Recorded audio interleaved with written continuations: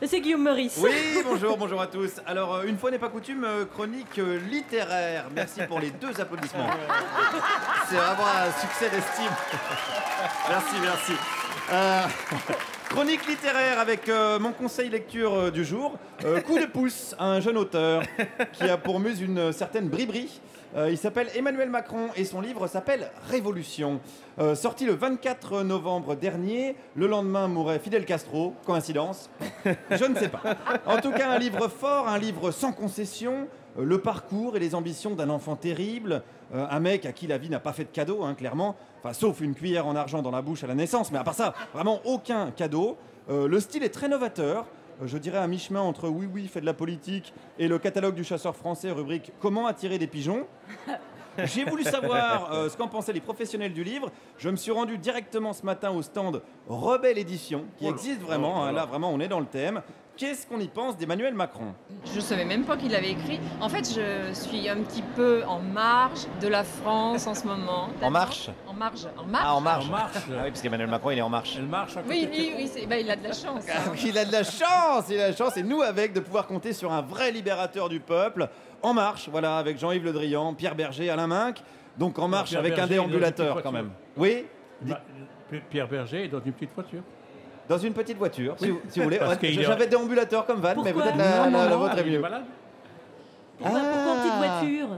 Bah, parce qu'il peut plus marcher.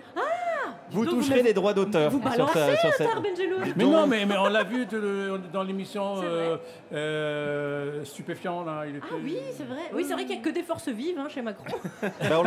On le salue en tout cas. Hein, si voilà, s'il nous Non, mais entend avec son c'est un type sonotone. très généreux Bonjour. et formidable. Bah oui, Oui, on le salue, on certainement, l'embrasse. Certainement, certainement.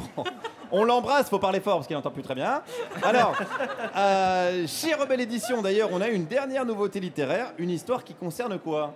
Qui concerne un homme qui travaille trop, qui travaille tellement, qui finit par oublier sa famille, ses amis, sa maison, qui ne vit que dans son bureau. Non mais ça c'est exactement le programme d'Emmanuel Macron du coup. Ah ben voilà. Est-ce qu'il est mal payé dans son boulot? Disons qu'on a soit une vie de famille, soit une vie professionnelle. On ne peut pas avoir les deux. C'est exactement le programme de Manu, hein, puisqu'on le sait, pour Manu, bosser jusqu'à 23h30 au McDo pour payer ses études, c'est ce qu'il appelle le grand soir, voire le très très grand soir. Alors là, on était vraiment dans le cadre voilà, de la révolution, de la rébellion. D'ailleurs, pourquoi la maison d'édition s'appelle Rebelle? Il doit certainement y avoir une idée forte d'émancipation et de résistance. Alors, Rebelle, ça vient du chien de l'éditrice qui a perdu son chien et qui a mis le nom de sa maison d'édition en souvenir. Bon, ouais, là on est plus proche de Rintintin que de Louise Michel quand même. Mais bon, on peut pas taper juste à tous les coups. Alors, pour rentrer vraiment, je dirais, dans l'objet littéraire, je vais vous lire un petit extrait. Alors, Emmanuel Macron dit « Entrer dans ce nouveau siècle exige de savoir réconcilier ce que nous sommes profondément et ce que nous devons devenir. » Là, ils prennent une grosse claque dans la gueule, hein, le public du Salon du Livre. C'est d'une beauté, mais alors, est-ce que ça veut dire quelque chose? C'est la question vraiment qui se pose. Alors, je suis allé demander à la maison d'édition Le Temps des Cerises. Eux, ils s'y connaissent en lutte révolutionnaire. Qu'est-ce que ça veut dire? Ouais, c'est un peu bizarre comme phrase. Ça veut rien dire, c'est de la poésie, peut-être. Ah, peut-être, Oh. oui. Ah oui, s'il fait de la poésie, là, on change de registre. Ah, bah voilà, Voilà. c'est un poète. Ah, c'est un poète? Mais les révolutionnaires sont des poètes. Oui, mais lui, il n'est pas révolutionnaire, donc il n'est pas poète. Si, regardez le nom de son bouquin. Ah ouais. Ah bah oui, quand même. Il en reste sans voix. Et en plus, j'invente rien. Page 13, il cite qui, Emmanuel Macron? Il cite Léo Ferré, figurez-vous. Il cite pas Hervé Villard, hein, je suis désolé Alex. Il cite pas Jack Daniels, hein, je suis désolé Juliette. Il cite Léo Ferré, si ça c'est pas un acte d'insoumission. Alors, mais j'ai d'autres arguments évidemment hein, pour vous convaincre que ce livre est absolument formidable. C'est la 4e de couverture notamment, là où on place de quoi appâter le lecteur. Et regardez ce qu'on y trouve. Et voilà, c'est la photo de Manu.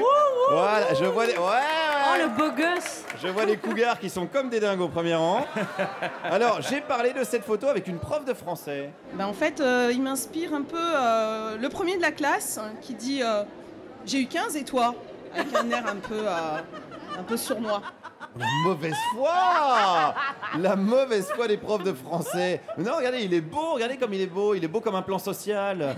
Il est beau comme une délocalisation, Manu. Délocalisation, d'ailleurs, on devrait dire, hein, parce qu'il est entouré de toute une armée de guerrilleros, comme on dit en espagnol, bien sûr. J'ai rencontré, d'ailleurs, une des membres de l'armée secrète.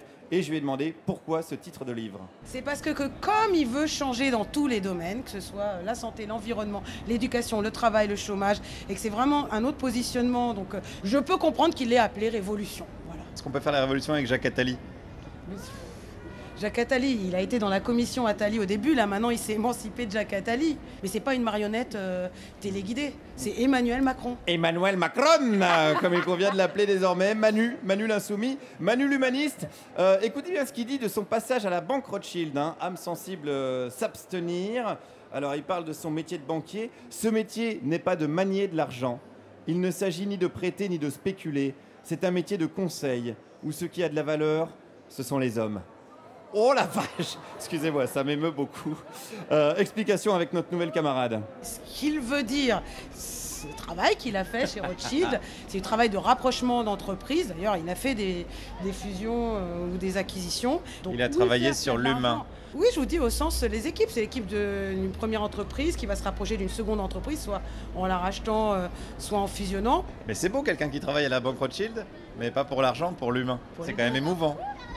Arrêtez. Oui, on va s'arrêter là. On va s'arrêter là parce que ça m'émeut beaucoup trop cette histoire. Alors je vous laisse en vous rappelant qu'en physique, tout de même une révolution, c'est le fait de tourner en rond en revenant à peu près au même endroit, un petit peu comme faire croire à du neuf avec des vieilles idées finalement. Guillaume Meurice, merci. Merci à vous. Face au public du Salon du Livre, porte de Versailles. Moi aussi j'ai un conseil littéraire. Guillaume Meurice, Marc Large, on n'est pas sérieux quand on a 2017 ans. C'est vrai. C'est vos textes et ses dessins, et derrière il y a une photo de vous beau gosse, plus petite mais beau gosse quand Oui, même. c'est vrai. Donc voilà, un livre aux éditions Un Point c'est tout. Tout à fait, Et merci. Tahar Benjeloun est avec nous, avec son pavé quarto chez